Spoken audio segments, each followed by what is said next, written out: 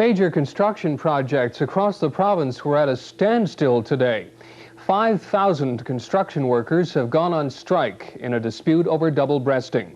That's where unionized companies set up dummy companies to get around paying union wages. We have two reports. First, Deborah Collins in St. John's. Construction workers did appear on their sites this morning, but just long enough to pick up their tools and lunch boxes. 5,000 plumbers, electricians, bricklayers, in all a dozen trade unions have gone out together, shutting down all major construction in the province. In St. John's alone, a hotel and convention center, an office tower, a supermarket complex, and a new school for the deaf. The issue is double-breasting, where an employer sets up a non-union company to compete with his own unionized employees. Unions say they're losing work to the lower-paid non-unions. But the employer says the only way to eliminate double-breasting is for unions to take a cut in pay, up to $6 an hour. The workers say, no way. Well, what are we supposed to do? Live for nothing? $6 an hour cut, do it, don't mind. Today's strike is an unusually quiet one, probably because no one's crossing the picket lines. Most trades are out, those who aren't won't cross. And many workers still don't know all the details. But for one thing, we haven't given enough information to comment on it.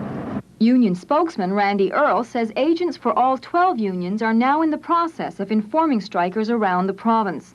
He says they already know the generalities. The details will be filled in as the strike unfolds. But there's one thing they all know without being told. If the strike's not settled within a week or two, they'll be out for a long time. Deborah Collins, CBC News, St. John's. This is Terry LeDrew in Corner Brook. The strike's creating one big headache for the people who own the city's paper mill. Kruger Incorporated and government have poured millions of dollars into modernizing the mill and its equipment. Now, 100 men hired to do that have stopped work. A company vice president says they'd hope to have enough of the work done by October, in time for Kruger to put a higher quality newsprint on the world market. He says the delay caused by the strike is going to hurt the people of the city. Executives will meet in Corner Brook Thursday to decide what action to take. There's no sense of that urgency outside the mill's gates. The two people who were on the picket line ran off when we showed up and refused to talk.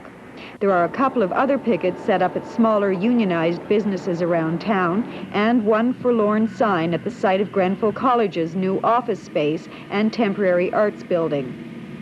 The one other main project in town is steaming right along. The new Royal Newfoundland Constabulary building is being built with non-unionized labor, although there are a couple of union members on site. Contractor Frank White says, however, things could change. As of yet, we haven't seen a picket line here, and if they did put up one, well, I guess we'd honor it, you know. You would honor it? I think we would, you know, unless now the general contractor got out to us and told us to go through, I want my work done or whatever, well then, you know. You'd be caught between a rock and a hard place. That's right, that's right. Terry LeDrew, CBC News, Corner Brook.